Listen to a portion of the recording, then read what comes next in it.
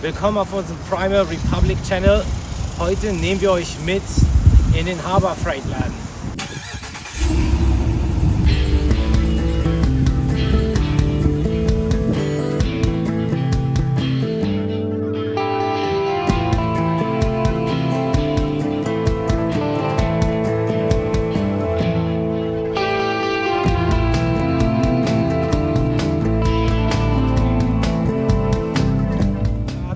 Wir machen ein paar Besorgungen, Handwerkzeug, Wagenheber und weiteres.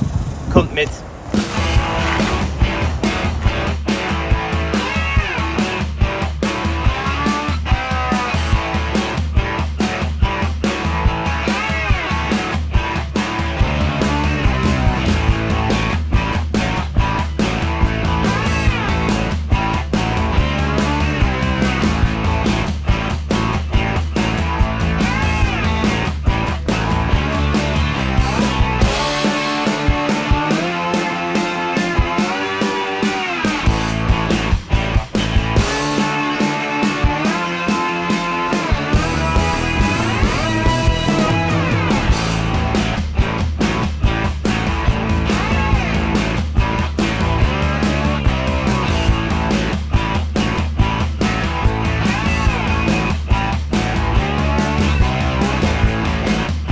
Harbor Freight, deren Seilwinde, ziemlich gute Preis-Leistung, auf jeden Fall zu empfehlen.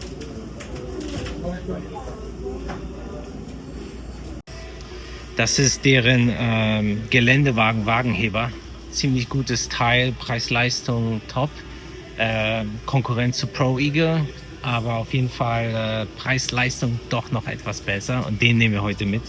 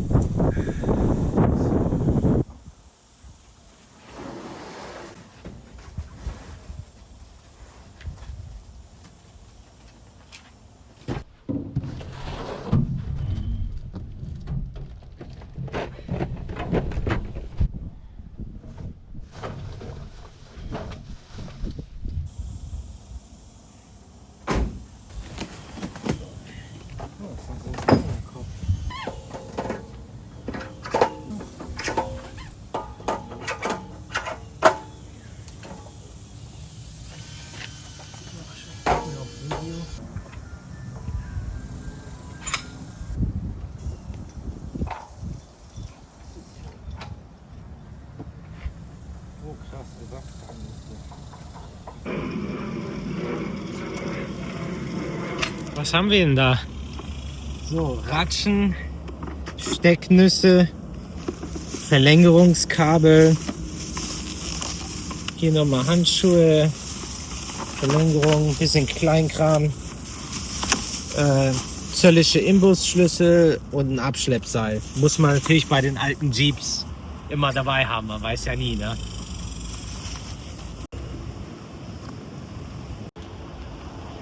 So, jetzt zu Home Depot.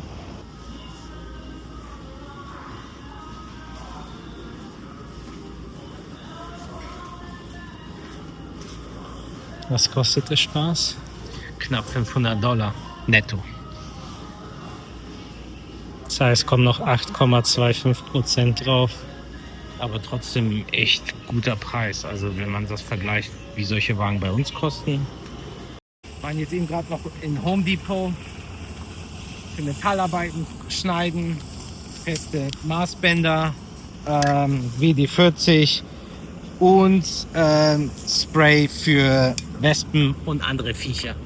So, bevor wir in die Details gehen, was wir alles gekauft haben, nochmal ein kurzes Fazit zu den 2 Läden, wo wir waren. Wir waren primär bei Harbor Freight Tools, sind aber nochmal ganz kurz zu Home Depot und 2, 3 Kleinigkeiten WD-40 und Co. zu holen und auch mal so ein bisschen die Preise verglichen. Genau, Harbor Freight Tools ist eigentlich ein Werkzeugdiscounter. Dort gibt es von Schrott bis Profi so ziemlich alles.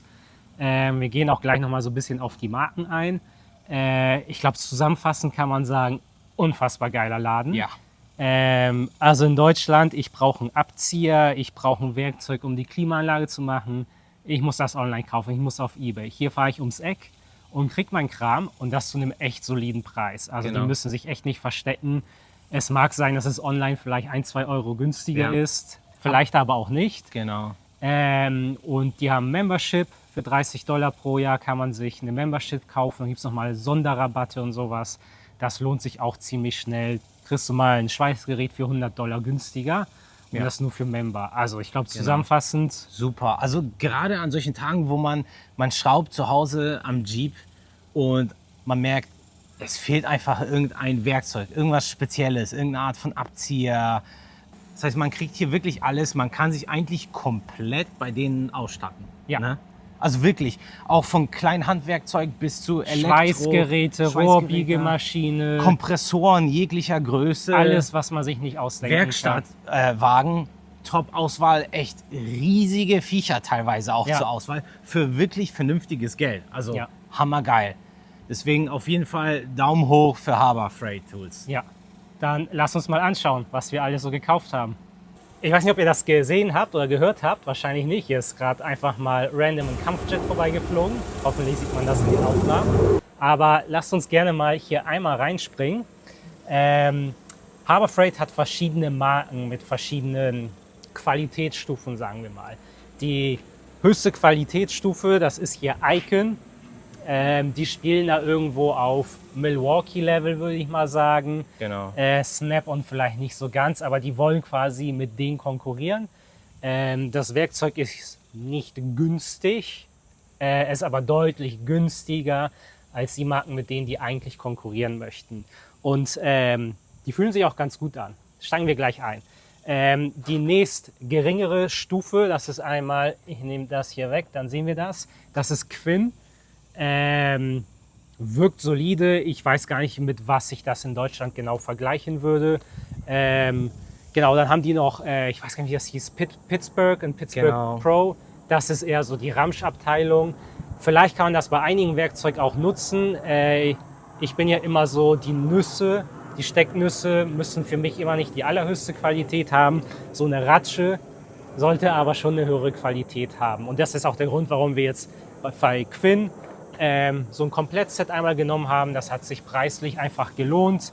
Icon hatte leider keine Komplettsets. Also haben wir uns entschieden, wir holen uns Icon Komplettset mit Viertelzoll, 3/8 Zoll und Halbzoll. Schnappen uns aber nochmal eine solide Halbzoll Ratsche. Und wir wollten alle ohne Gummigriff Bei uns was mit dem Metallgriff so ein bisschen besser, es ist stabiler. Genau. Ihr kennt das ja, alles ist festgerostet, Ja. nichts will ab und da zieht man dran. Und einige. Und wir haben ja die halt Erfahrung nicht so gemacht, ganz. dass nach einer Weile sich diese Gummigriffe einfach lösen. Genau, vor den allem Ratschen. bei den kleineren Ratschen. Ja. Genau. Ach so, hier vielleicht direkt. Dazu natürlich auch nochmal längere Stecknüsse. Genau, denn das Quinset hat, das ist nicht vollständig, es ist metrisch und zöllisch, aber Halbzoll zum Beispiel nur zöllisch. Und wir haben hier einmal nochmal längere Stecknüsse genommen, hier auch von Quinn. Genau, ansonsten die Icon Ratsche von Icon nochmal hier ein paar Verlängerungen. Genau, Halbzoll, 2 Zoll Länge bis 12 Zoll Länge. 1 Zoll sind 2,58 Cent. Ja, das iPhone ist gerade abgekackt. Vielleicht sieht man das, ich schwitze auch wie ein Schwein. Es ist einfach unfassbar heiß. Ich weiß gar nicht, wie spät es ist, um die 11 Uhr, 10 Uhr, irgendwie Genau. sowas. Knapp über 30 Grad, die Sonne knallt und es wird noch wärmer. Naja, machen wir mal weiter. Wo haben wir stehen geblieben? Genau, Nüsse, alles da, dass wir ein Ratschen-Set haben. Ich knall das hier mal hässlich einmal hin. Genau, was haben wir noch von Icon? Nochmal Maulschlüssel mit Ringschlüsselansatz hier. Einmal metrisch, 8 bis 19 cm und einmal zöllisch von Viertelzoll bis, was ist das, 1 Zoll. Also es ist nicht identisch die ähnlichen Größen, aber dass wir für beide Sachen nochmal ein Genau. solides Set haben. Auch super, dass die Schalen solche mitgeben, dass man das so theoretisch in den Genau. Werkstattwagen so stellen kann. Und was ihr seht, die Amerikaner mögen es shiny. Also bei uns wäre das eher matt. Hier ist alles, was gut ist, es glänzt. Ist wirklich so.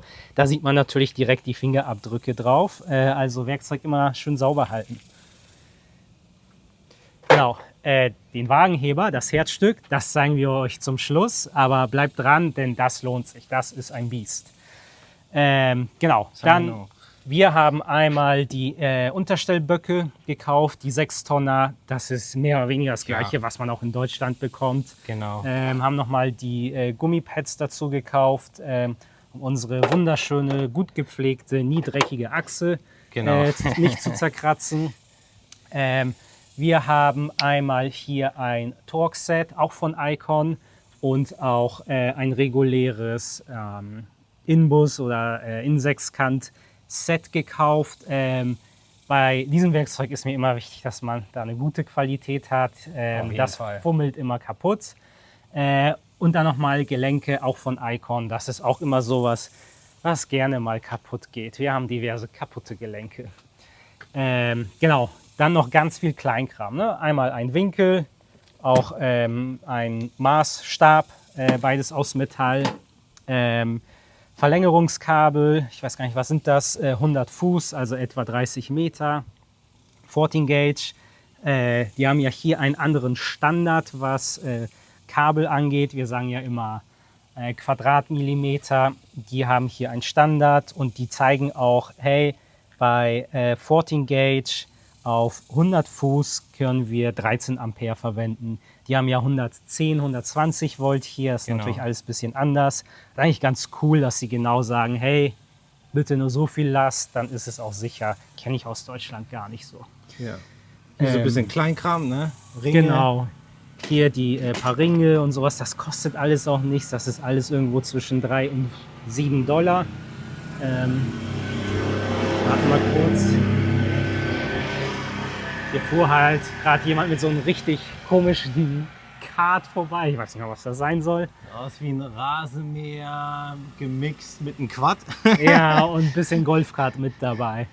Genau, was haben wir noch? Wir haben die Ventile gekauft mit einem Werkzeug. Es waren, glaube ich, 2 Dollar oder so. Also hammergeil. Also diesen ganzen Kleinkram, den ihr wahrscheinlich online bei eBay kauft, den könnt ihr auch spontan im Geschäft hier kriegen jederzeit. Ja. Die Dinger für $1, um ein paar Dichtungen rauszugrabbeln oder sowas. Gummihammer, 7, 8 Dollar, weiß ich nicht mehr genau. Hochqualitatives Messer für wahrscheinlich auch $1 oder ein paar Cent. Abschleppgurt, Abschleppseil. 20 Fuß. Genau, wollen wir nicht laut sagen, aber als Jeep-Fahrer sollte man immer eins dabei haben. Genau, weil man andere Fahrzeuge immer abschleppt. Ja, genau. Weil die gut Richtig. zum Schleppen ja, sind. meistens Ne? Toyota Ja, oder genau, so. genau so ist das und nicht anders. Themenwechsel, ganz schnell. Reifenreparaturset. Ich glaube, das hast du online bestellt. Ja, genau. Genau. Gibt es auch bei Harbor Freight. Kann ich mich gar nicht erinnern, was für ein Preis da war. 20, 25 Dollar. Und genau, das sind schon größere. solche größeren Sets. Genau. 68 Pieces. Also da ist man echt gut abgedeckt für eine Weile. Genau, Überbrückungskabel, 25 Fuß, 4-Gauge. Genau, hier nochmal ein bisschen Stromadapter. Ich weiß, als Deutscher sieht das extrem merkwürdig aus, was wir hier sehen. Das ist ein 6er Verteiler. Genau, mit, was ist das? Paar Fuß Kabel. Hier nochmal so ein Verteiler. Genau, um einfach alles mal zu haben, was man so braucht. WD-40 kennen wir alle. Hier nochmal ein Rostlöser, ein paar Trichter für 2 Euro. Ein Spritkanister zur Sicherheit. Ich weiß gar nicht, was sind das? 2 Gallonen, 1,5 Gallonen oder sowas. Handschuhe und eine Wanne zum Öl ablassen. Und ja, das war's. Ich glaube, dann schauen wir uns mal den Wagenheber an. Genau.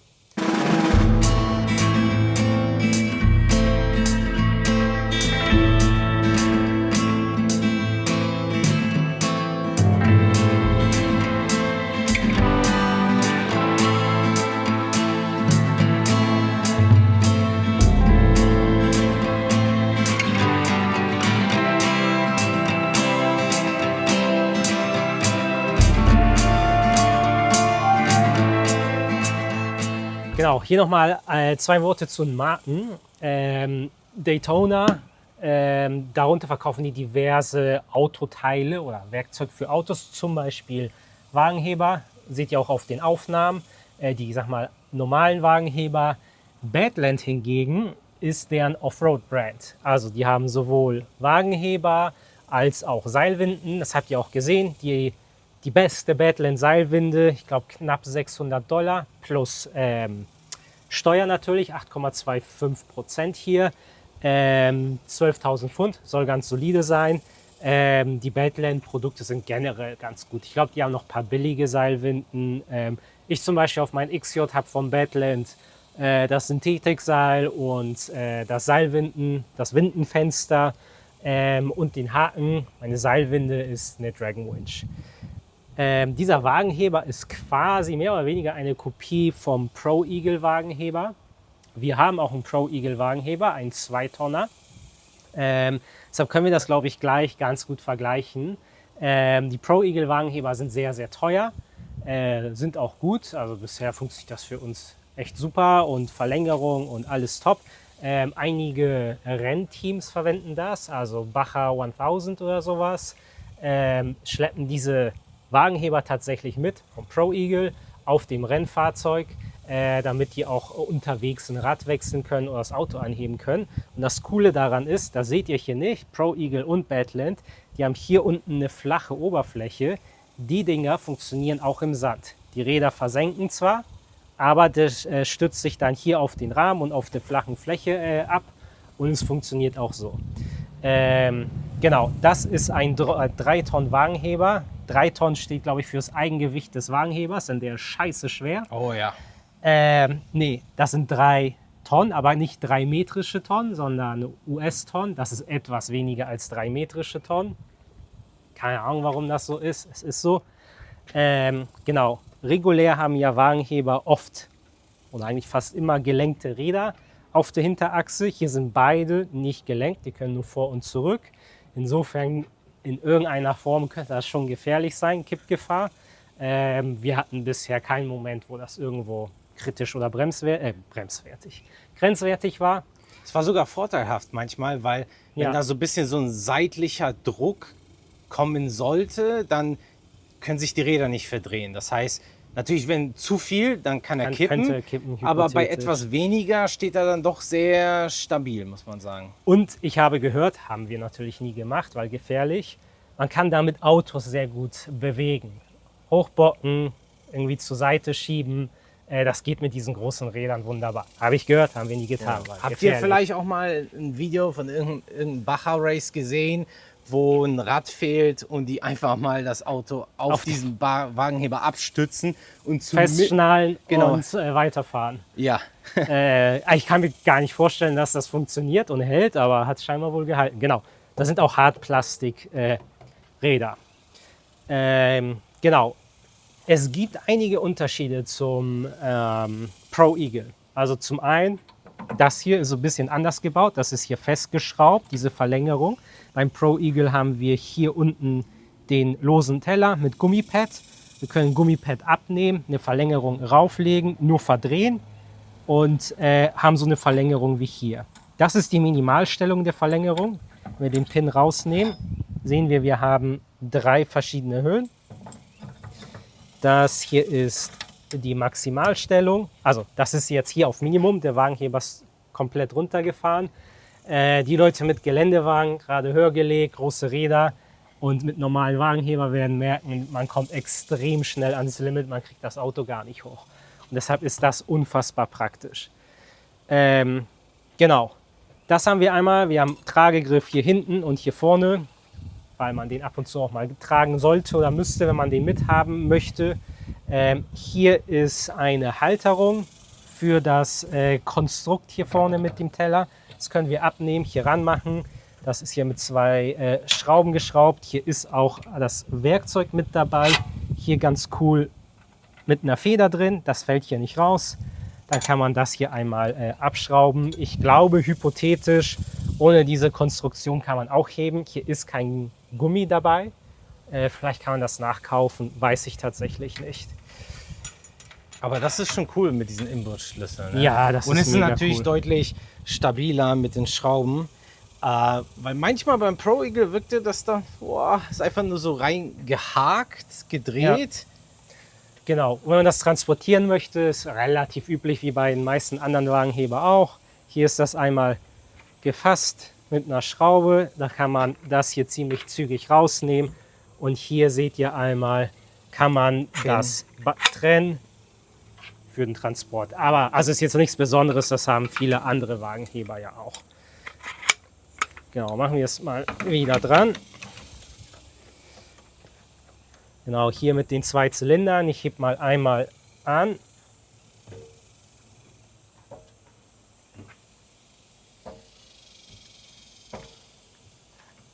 Schauen wir mal, was die Maximalhöhe ist. Das steht sicher irgendwo auch auf der Verpackung. Ja, gucken wir drauf rauf. Das ist das Maximum, was der Wagenheber zulässt.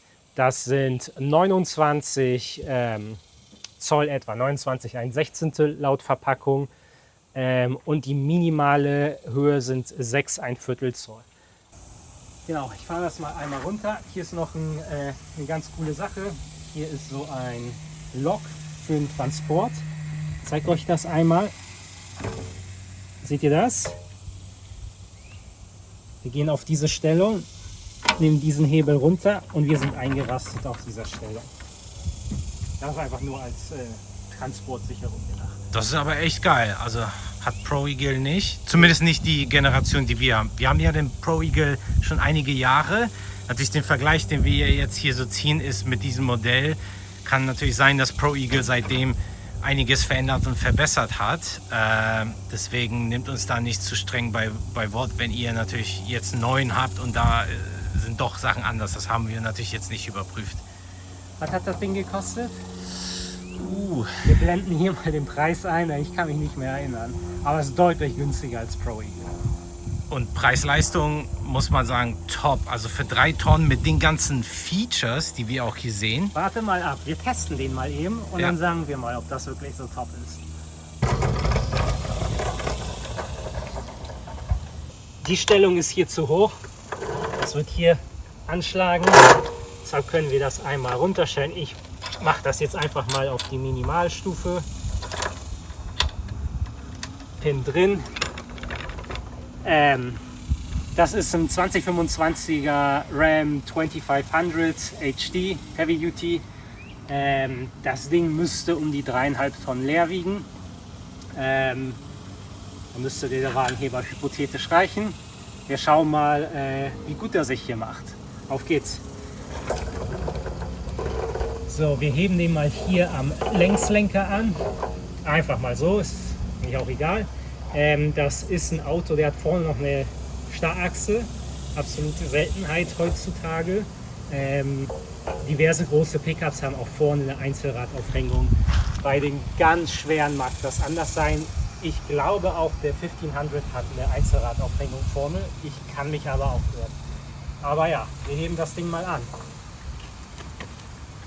Hoffen wir mal, dass er nicht verschwindet. Wisst ihr was? Vielleicht ziehe ich mal die Handbremse an. Ich habe mal gehört, das soll ganz gut sein. Ja, ich muss hier ein bisschen kämpfen. Das ist nicht leicht. Dieser 6,4 Liter Hemi, etwa 400 PS, hat auch ein bisschen Gewicht. Aber ich glaube, wir sind schon in der Luft, ne? Jo, das sieht gut aus. Was mir auffällt und nicht so gut gefällt, schaut mal auf die Stange. Ich hoffe, das sieht man. Wenn ich Druck anwende, die biegt sich so ein bisschen. Am Gelenk? An der Verbindung, oder? Die ist gesamtgebunden. Ah ja, das ist natürlich nicht so geil. Ich meine, der arbeitet hier schwer und der ist wahrscheinlich, was die Belastung angeht, natürlich auch hier schon grenzwertig. Bei einem 3,5 Tonnen Fahrzeug mit einem 3 Tonnen Wagenheber. Aber wir testen hier natürlich alles unter extremsten Bedingungen und das muss dann funktionieren. Ja, und das scheint jetzt erstmal zu funktionieren. Wer hätte gedacht, dass ein Wagenheber einen Wagen anhebt? Sieht gut aus. So, dann lasse ich den mal wieder ab. Schauen wir mal, wie das so ist. Einige Wagenheber sind da ja schon ein bisschen snappy. Ne? Man dreht ein bisschen und der fällt direkt. Oh, hier kann man das sehr gut dosieren. Das ist echt cool. Boah, das sieht gut aus. Manchmal beim Pro Eagle unter Last war das doch sehr stufig. Ne? Genau, das ist sehr fest. Man dreht und dann fällt der Wagen runter. Also ich übertreibe jetzt ein bisschen. Das war hier ganz gut, aber die Stange ist so ein bisschen wackelig. Das ist beim Pro Eagle auf jeden Fall besser. Seht ihr das? Aber also ganz ehrlich, für den Preis 3 Tonnen, also ich glaube, das wären 2,8 metrische oder 2,7. Schon geil. Also wirklich, wirklich, wirklich gut.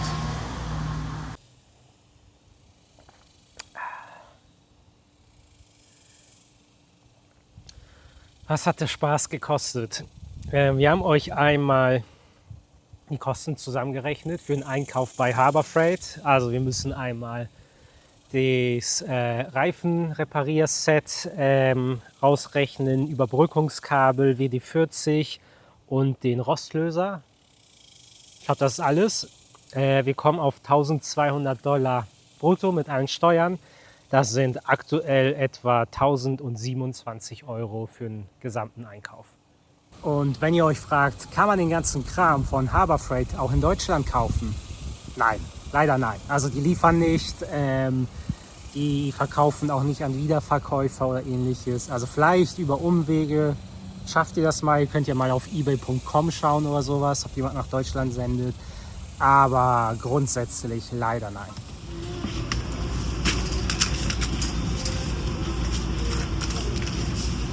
Geländewagen, Wagenheber. Geländewagen, Wagenheber.